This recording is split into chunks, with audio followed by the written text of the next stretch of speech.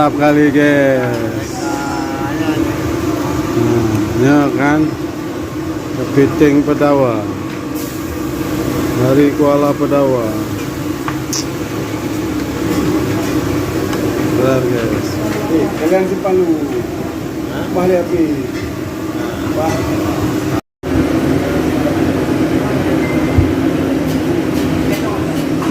Kepiting Pedawa.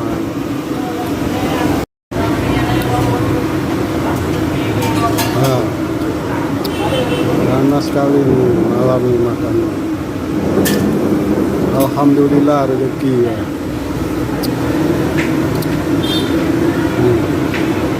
Besar-besar dari Kuala Pedawa.